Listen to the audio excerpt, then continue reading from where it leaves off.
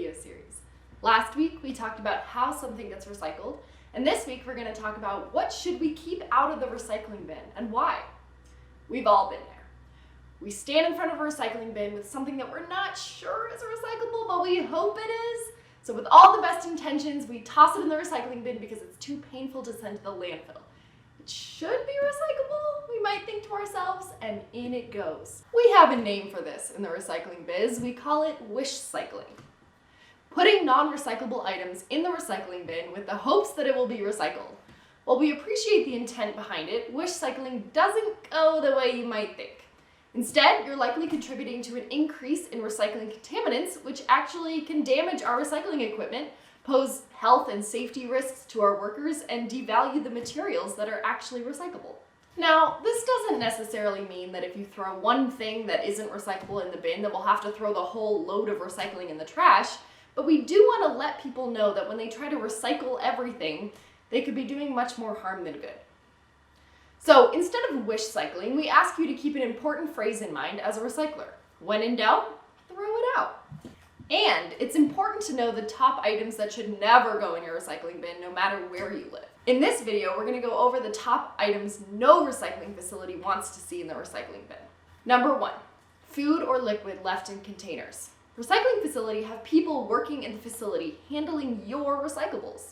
When you recycle a soda bottle half full of soda, or an aluminum foil with some uneaten burrito inside, or a takeout container with food stuck to it, recycling workers are in danger of getting sick from mold, getting stung by wasps, or coming in contact with rats who are attracted by the smells.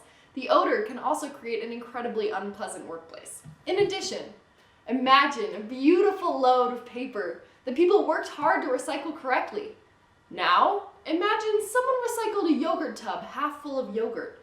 That yogurt is going to spill all over the papers, and then we can't send those papers to be recycled. No need to scrub your recyclables until they're spotless. Just make sure they're empty of whatever food or liquid was inside. If you do have access to a sink at the time, give your container a quick rinse with a shot of water and shake it up. High up on the list of contaminants is hazardous materials. You'd be surprised how many scary items we get in the recycling that are not only not recyclable at all, but also pose a big health and safety risk to our workers. So, number 2 is ammo and other explosives. If you have them, please bring them to your local sheriff's office. Do not recycle them. Number 3, hazardous materials like paint, motor oil, syringes, or needles. These should all go to your local hazardous materials management facility. The next category of materials to keep out of your curbside bin is what we might call hard to recycle materials. These are materials that can't be recycled in your regular bin because they physically can't be sorted in our facility, but there is a recycling alternative to landfilling them. That brings us to number 4, plastic bags.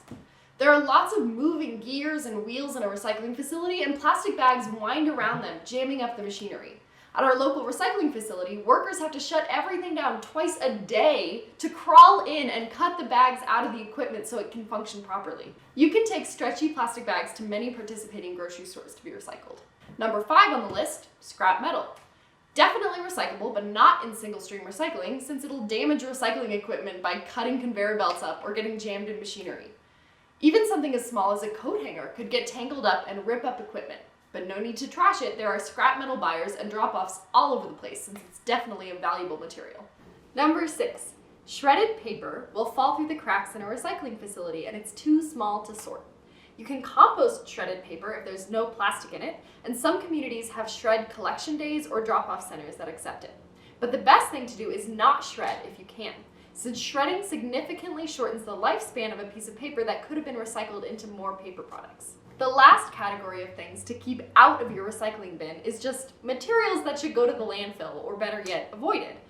We see them enough in the recycling that we have to call them out specifically. Item number 7, there are lots of non-recyclable plastics like candy wrappers, chip bags, straws, and plastic pouches. These are all things for which there isn't a market. That is, no one buys them to turn them into something new. So if you have them, they need to go in the trash. Item number 8, ceramics and drinking glasses and other durable glass. You may think glass jar, drinking glass, same thing, but they're not. These glass products can't be recycled in the single stream because they have a higher melting temperature than single-use glass, like food and beverage containers. So if a glass recycler tries to melt down your vase with your beer bottle, Your vase won't melt and it'll remain a chunk while the beer bottle will melt to a liquid. In conclusion, knowing what stays out of the single stream recycling bin is just as important as knowing what goes in. The best thing to do is to look at your local guidelines. Recycle only those things, and if you're not sure about something, either put it in the trash or give your local recycler a call. Thanks so much for watching, and we'll talk to you next week.